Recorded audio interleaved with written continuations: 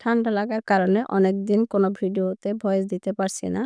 তাই আপনাদের সঙ্গে কোনো ভিডিও শেয়ারও করতে পারছি না। আসলে ঠান্ডা লেগে গলার অবস্থা এতটাই খারাপ যে ভয়েস দেওয়া খুবই কষ্টকর হয়ে যাচ্ছে। আর এখনো হয়তো আমার ভয়েস শুনে আপনারা বুঝতে পেরেছেন। আসসালামু আলাইকুম। আমি শিল্পীস কুকিং অ্যান্ড ব্লগ থেকে সবাইকে স্বাগত জানাই। কাছে দূরে যে যেখান থেকে আমার ভিডিওটি দেখছেন আশা করি ভালো আছেন। যদিও ঠান্ডা এবং কাশির কারণে অনেকটাই অসুস্থ আছি, তারপরও বলতে হচ্ছে আলহামদুলিল্লাহ। অনেক কষ্ট করে ভয়েস দিয়ে অনেকদিন পর আপনাদের সঙ্গে একটা ভিডিও শেয়ার করতে যাচ্ছি। আশা করছি আপনাদের ভালো লাগবে। আর এই ভিডিওগুলো আসলে আমার অনেক দিনের আগের করা। ভয়েস দিতে পারি না, তাই এই ভিডিওগুলো আসলে শেয়ারও করতে পারি না। তো ভাবলাম একটু কষ্ট করে হলেও ভয়েস দিয়ে আপনাদের সঙ্গে শেয়ার করি। সকালের নাস্তা দিয়ে আজকের ভিডিওটা শুরু করলাম। আমি সকালবেলা নাস্তার জন্য চিতই পিঠা বানিয়ে নিয়েছি। আর এই যে তাওয়াটা দেখছেন চিতই পিঠার যে সাজটা, এটা আমি অনলাইন থেকে কিনেছি। এই তাওয়াটা কিনেছি, সাথে কিন্তু একটা ফ্রাই প্যানও কিনে নিয়েছি। এগুলো লোহার। আর কি বলবো, এতটা ভালো। আমি যে লোহার ফ্রাই প্যানটা কিনেছি, ওটা কেনার পরে আমি কিন্তু ননস্টিক ফ্রাই প্যান ইউজ করাই ছেড়ে দিয়েছি। আমার কাছে খুবই ভালো লাগে। এর আগে আমি কখনোই লোহার কড়াই বা সাজ ইউজ করি না। তবে এখন ইউজ করে মনে হচ্ছে যে এগুলো ননস্টিকের চেয়ে হাজার গুণে ভালো, যদি একটু যত্ন করে ইউজ করা হয়।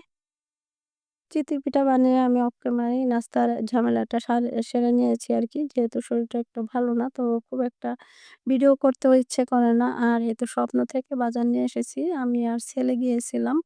তো বাজারগুলো এনে একটু বের করছি। আর ভাবলাম যে আপনাদের সঙ্গে একটু শেয়ার করি।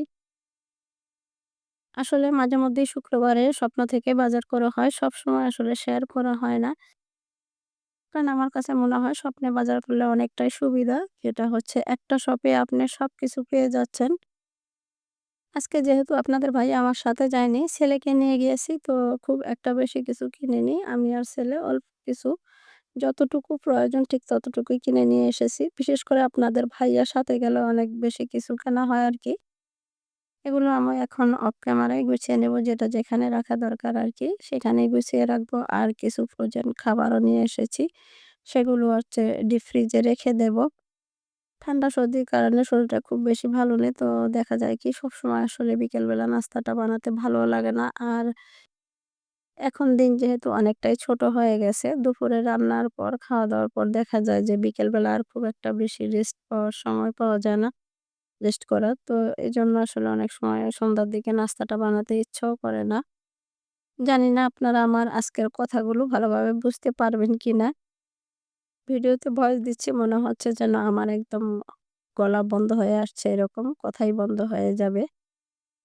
এখানে আপনাদের ভাই আমার জন্য ৩ টা 3 পিস নিয়ে এসেছে। এগুলো কাটা 3 পিস।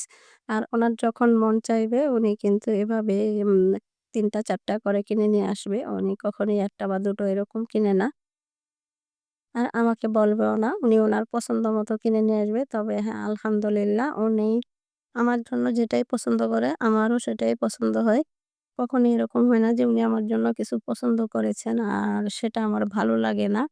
আসলে ভালোবাসার মানুষটার সবকিছুই ভালো, সবকিছুই সুন্দর। এটাই স্বাভাবিক।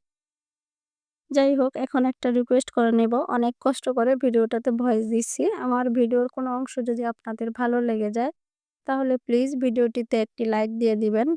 আর আপনি যদি আজই আমার চ্যানেলে নতুন হয়ে থাকেন, তাহলে চ্যানেলটা সাবস্ক্রাইব করে আমার পাশেই থেকে যেতে পারেন। আর এই ভিডিওটা যদি ফেসবুক থেকে দেখে থাকেন, তাহলে পেজটি ফলো দিয়ে রাখতে পারেন। আর এই কাজটির কোনো একটু যদি আপনি করে দিয়ে থাকেন, তাহলে আপনাকে অসংখ্য ধন্যবাদ। তো এখানে আমি একটা ব্যাগ অনলাইন থেকে অর্ডার দিয়েছিলাম। আসলে ব্যাগটা আমি অর্ডার দিয়েছি। ব্যাগটার স্পেস দেখে ব্যাগটার মধ্যে আসলে অনেক স্পেস। তো বিশেষ করে যখন গ্রামে যাই তখন এরকম একটা ব্যাগের প্রয়োজন হয়। কারণ ওই যে মেয়েদের কসমেটিক্স বা একটু নিজের কসমেটিক্স, চুড়ি এসব নেওয়ার জন্য আরকি একটু স্পেস হলে ভালো হয়। যে আমরা যে ব্যাগগুলো ইউজ করি সাধারণত একটু দেখতে সুন্দর হলেও ওগুলোর মধ্যে কিন্তু জায়গা কম থাকে।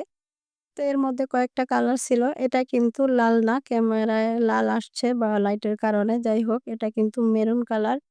আ কালো ছিল, মেরুন ছিল আর লাল ছিল, বেগুনি ছিল। তো আমার ছোট মেয়ে বলেছিল কালো কালারের ব্যাগটা অর্ডার দিতে। তো আমি বললাম যে কালো তো এভেইলেবল। সবাই ইউজ করে। এইজন্যই মেরুন কালারটা অর্ডার দিয়েছিলাম। তবে এটা এখানে লাল রং দেখাচ্ছে। আসলে এটা মেরুন খয়েরি আরকি।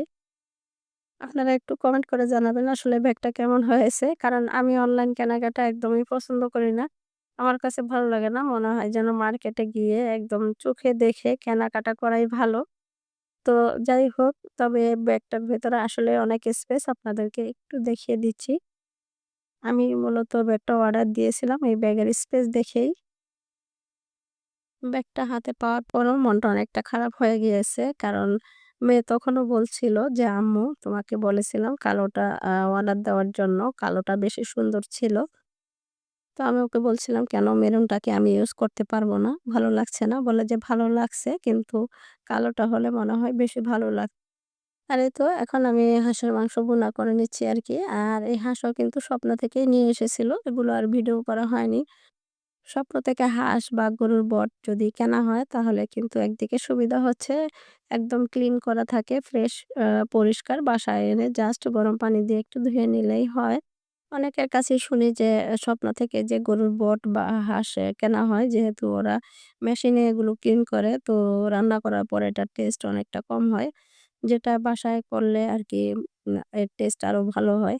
তো আমার মনে হয় হাঁস পরিষ্কার করতে বাসায় যে পরিমাণ কষ্ট আর বিশেষ করে আমার হাঁস পরিষ্কার করতে খুবই অসহ্য লাগে। বাসায় এত কষ্ট না করে স্বপ্ন থেকে রেডিমেড কিনে এনে খাওয়াই ভালো।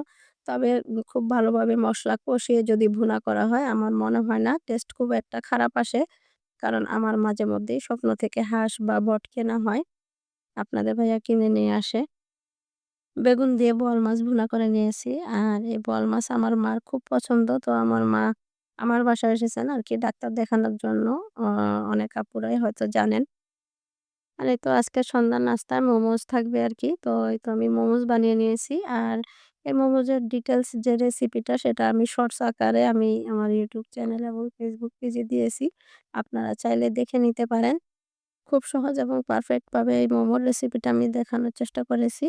মানে বিশেষ করে এই মোমোর যে ডোটা আরকি রেডি করতে হয়, কিভাবে রেডি করলে এই মোমোর এই যে ভাঁজগুলো দেওয়ার পর ঠিক থাকবে আরকি। অনেক সময় হয় যেটা মোমোর ভেতরে যখন পুরটা দেওয়া হয় তখন অনেক সময় ভাঁজটা নষ্ট হয়ে যায়। মানে নরম হয়ে যায় বা নেতিয়ে যায়। তো অ এই রেসিপিটা চাইলে আপনারা দেখে নিতে পারেন। আমার YouTube চ্যানেলে শর্টসে আমি দিয়েছি। আমি সবগুলো মোমোস বানিয়ে নিয়েছি। আর ৩ টা মোমোস কিন্তু আমি একটু আলাদা করে বানিয়েছি। আর এগুলো শেয়ার করিনি। কারণ এগুলো ভাজ একটু কঠিন। আর এই ভাজগুলো সবাই দিতে পারে না। তাই আর আমি শেয়ার করিনি। আর এই মোমোগুলো আমি রাইস কুকারে ভাপ দিয়ে নিয়েছি। আর এই তো একটা সসও সাথে বানিয়ে নিয়েছি। চাইলে আপনারা এই সসটা দেখে নিতে পারেন। তো আজকের মতো এখানেই বিদায় নিচ্ছি। আল্লাহ হাফেজ। আসসালামু আলাইকুম।